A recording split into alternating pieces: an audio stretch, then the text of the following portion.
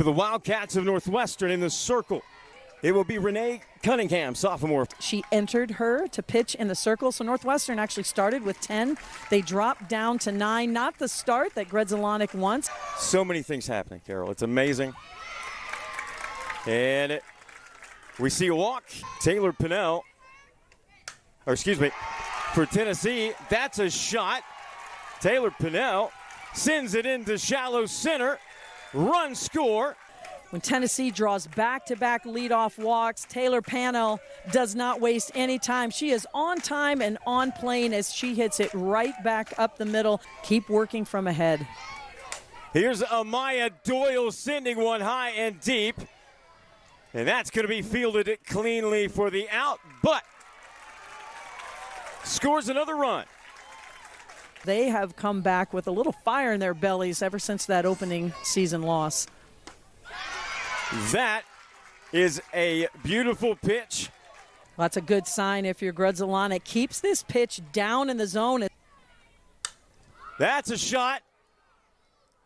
It's going to be high and deep, but caught, and that will end the half inning. Northwestern will try their handed offense, and they will be led by a deep shot that hits the fence and falls. Kansas Robinson will be held at second, but a great way to start. Velo alone is not going to cut it at this level, and she's been able to be successful. Slow roller up the middle, and the throw not in time. That was a great pitch by Pickens. There's another one. The plate and the defense. No play. This one's hit well. And defended even better. What a throw. It's not going to be in time. Northwestern on the board. So you can do a lot of things with the DP flex as we've seen so far in this game. This one sent toward first base. Collected cleanly. Ultimately came around and scored. And she doesn't walk the leadoff batter, but now gives up a hit. The utility player, a redshirt freshman. And that, ladies and gentlemen, is a big home run. The Lady Volunteers continue to show offensive dominance.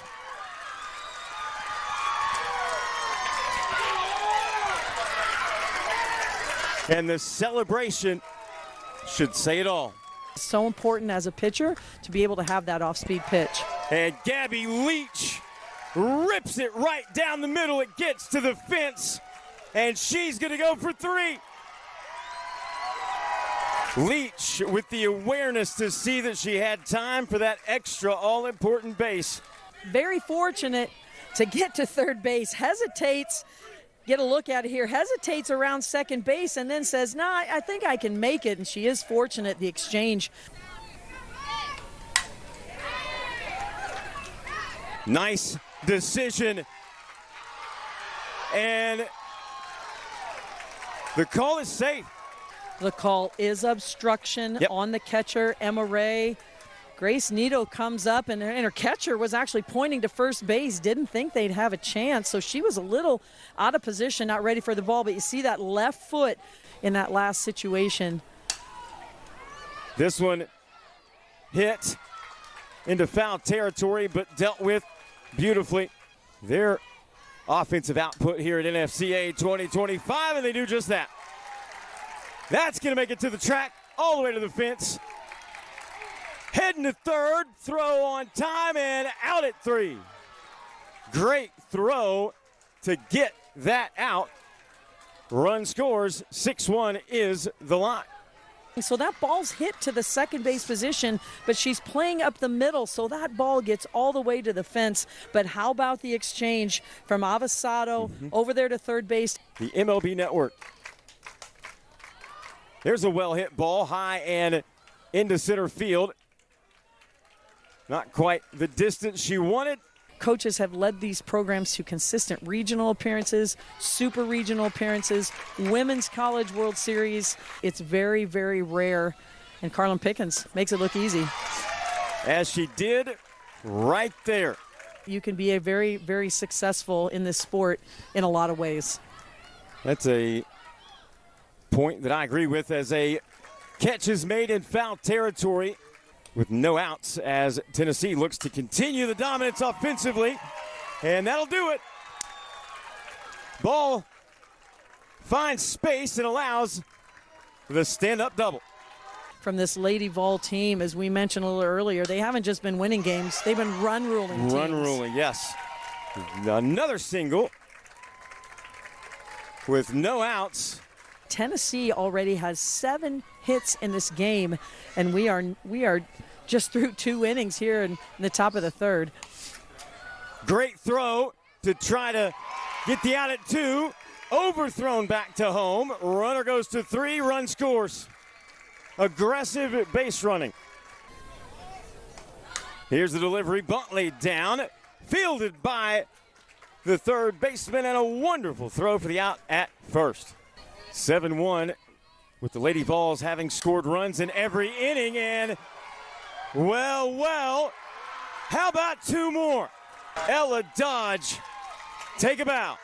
I mean, this is the 8th batter in the lineup, Ella Dodge. I'm not sure Tennessee really has an 8th batter. They're all hitting through the lineup. Just get rid of the numbers. But that is back-to-back home runs within her at-bats. 2 at-bats, 2 home runs. And not only did she pitch that complete game win against Tennessee, also hit a 2-run home run. And a slight miscue, all it takes. And so this is where you're looking for that leadership on your team. Nice bunt and safe at first. Iteration of Northwestern. Who do you think has that ability or could be that person, as this one is caught in left field for out number 2? Cunningham sees this one sent into the air but fielded for out number 3. And that's something this Northwestern team knows how to do. That's a strike at 68 for Carlin Pickens. She's got that strong velo on the corners with her fastball, but her ability to work up in the zone. Excellent effort, and actually a wise decision. In the coach's box, you're just trying to beat Carlin Pickens one-on-one, and right now, Carlin Pickens has all of her pitches working. Big swing, but a bigger strike, and that'll do it. It just seems to me like everything's coming together about like this at bat. Just shy of a home run. Starting the game and even into the coaching days. Nice hit into left field. In that way. And yet again, the bats go to work, but this time right to the defense. A moment or a championship or something that meant the most to you throughout your career, and why?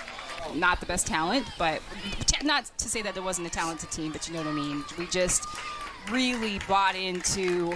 I remember that championship, and yes, that was very exciting. And I'll actually agree, and I'll put my coach hat on for a minute, as this ball is driven into center field. Fielded, and the out recorded. Is just a difference maker. You know, you feel like the tougher the situation, the better pitches she has made. And there you see the 3rd out. Clovis North High School product comes into the circle late in this one and gets a strikeout. On the call with me yesterday also, Natasha Watley. This one doesn't get to the outfield, and it will go down as a single. Just a perfect combination here for the Tennessee offense to put a lot of runs on the board. Absolutely right. And now there will be 2 runners on. Swung on and driven into left field. Chasing it down. Run scores.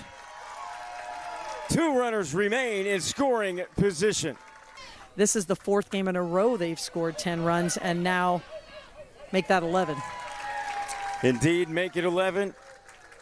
Get some numbers up on the scoreboard, and you look up at the scoreboard tonight, and Tennessee has done just that. Fielded for the out at 1, but it is an RBI. Co-head coach with his wife at Auburn, And Craig Snyder, who's a longtime veteran, really has this offense going for Tennessee. Avery Garden gets a hold of this one, but the defense makes quick work of it. Marlon Pickens watches this one. Practicing and practicing. You've got to play some competition. You've got to play some games to understand what you really do need to work on. And that is the bow that wraps this present of a game.